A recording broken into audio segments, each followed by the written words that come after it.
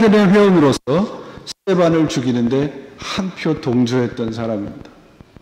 그리고 예수 그리스도를 믿는 사람들을 핍박하기 위해서 스스로 분연히 일어나서 다메섹으로 길을 떠난 겁니다. 그 길에서 예수 그리스도를 만난 거예요. 바울의 이 극적인 회심 사건은 뭘 보여주는가 그러면 바울이 예수님을 만나기 전에는 하나의 젊은 혈기 높은 광신자에 지나지 않았다는 거예요. 스스로의 노력으로 하나님을 찾아 나선 대표적인 인물이 바울이에요.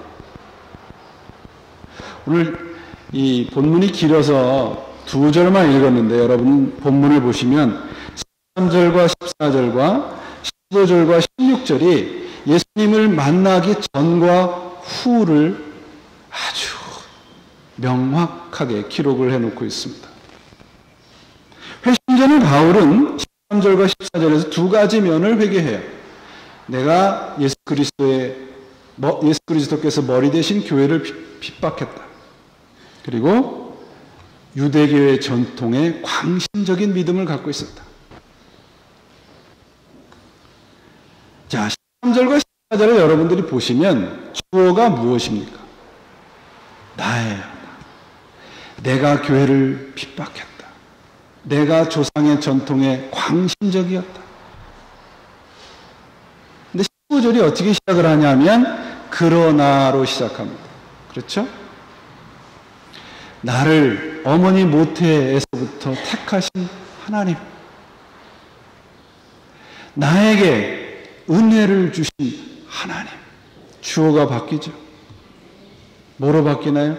하나님으로 바뀝니다. 이게 신앙이에요. 주인이 바뀌는 겁니다. 주어가 달라지는 거예요. 우리 좋아하는 복음성가 중에도 그런 가사가 있잖아요. 내가 주인 삼은 모든 것 내려놓고 내 주 대신 주 앞에 나가 내가 사랑했던 모든 것 내려놓고 주만 사랑해. 이게 신앙 사건입니다. 신앙생활이란 우리가 주인 삼고 살았던 것을 하나하나 내려놓고 오직 주님만을 붙들어가는 과정입니다. 실패하죠. 넘어지죠. 그러나 나를 처음 택하신 하나님이 나를 결코 놓지 않는 걸 경험하는 것이 신앙의 여정이에요. 신앙을 쌓아가면 쌓아갈수록 신앙생활을 하면 할수록 그래서 우리는 하나님의 은혜를 찬양하게 되는 겁니다. 나는 안 돼, 하나님. 하나님께서 붙잡아 주셔서 나를 지금의 이 자리까지 오게 하셨네요. 우리가 왜 예수를 믿으면서도 기쁨이 부족하고 풍요로움이 없고 능력이 모자란가? 이유는 한 가지입니다. 내가 여전히 주인인 채로 살아가기 때문에 그래요. 내 삶의 주인이 난데 어떻게 풍요로울 수 있겠어요? 요만큼의 것만 줄 수 있는 주인에게 어떻게 풍요로운 삶이 가능하겠느냐 그 말이에요. 천지를 지으신 하나님이 주인이 될 때는 이 천지만큼의 풍요로움이 내 거가 된단 말이죠.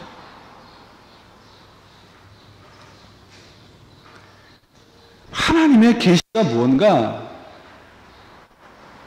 하나님의 지하심이 뭔가 그러면 내 느낌, 내가 원하는 것과 상관없이 하나님께서 우리에게 세상에 줄 수 없는 풍요로움을 주시겠다는 거예요. 그게 하나님의 약속입니다. 바울이 그 증거예요. 여러분, 바울의 지금 이 다마스커스로 가는 것을 한번 이렇게 그림으로 그려보세요. 이렇게 뭐 그림이 아니라 이렇게 필름으로 그려보세요. 바울이 지금 다메섹으로 길을 떠났을 때 누가 그 여정을 계획하는가 하면 자기 스스로 계획하죠. 계획하고 목적이 있고 그 여행의 목적을 만듭니다. 그리고 일어나서 다마스커스로 길을 떠납니다. 그 중간에 예수님을 만나잖아요. 예수님을 만나고 난 다음에 바울의 모습을 사도행전에 보니까 이렇게 돼 있어요. 내가 일어나 성으로 들어가라. 행할 것을 내게 이를 자가 있느니라. 그 6절에 보니까 사울이 땅에서 일어나 눈을 떴으나 아무것도 보지 못하고 사람의 손에 끌려 다메섹으로 들어갔다. 자, 보세요. 자기 스스로 계획하고 목적을 가지고 다메섹이라는 곳으로 길을 떠났는데 중간에 예수님을 만나요. 자기 스스로 길을 걸어갈 수 없는 형편에 놓이게 됩니다. 가는 목적지도 같아요. 다메스커스라는 목적지가 같습니다. 근데 뭐가 다른가요? 스스로 가게 만드신 것이 아니라 하나님이 예수 그리스도께서 바울의 발걸음을 인도하신단 말이에요. 이게 신앙 사건입니다. 우리가 계획하고 우리가 목적지를 정하고 방법을 정하지만 내가 하나님에게 그걸 내놓지 못하면 결국 우리 스스로는 하나님이 원하시는 목적지로 갈 수 없게 되는 거예요. 그의 일생이 왜 하나님의 그 인도하심을 따라 하나님의 복음을 전하는데 모든 것을 허비했을까?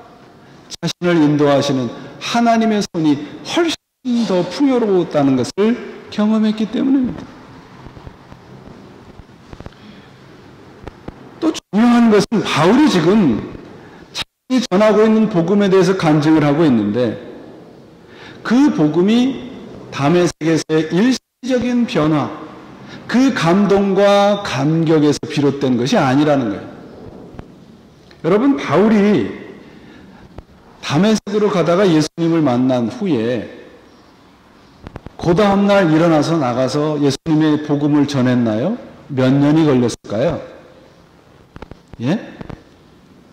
이런 걸 여쭤보면 제 얼굴을 보지 마시고 성경을 보셔야 돼요. 성경.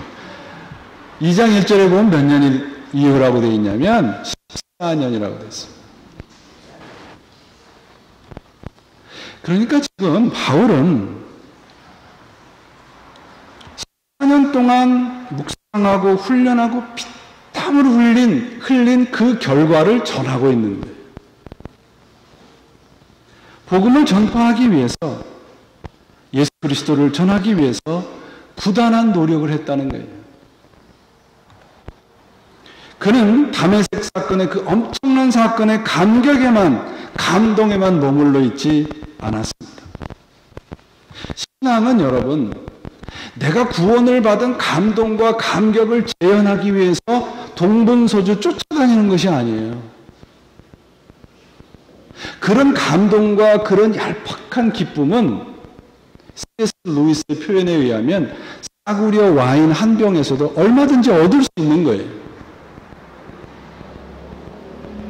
바울의 전한 복음은 그런 것이 아니라는 겁니다. 피와 땀을 흘리면서 하나님의 진짜신 계시를 순종하기 위해서 일생을 살아왔다는 겁니다.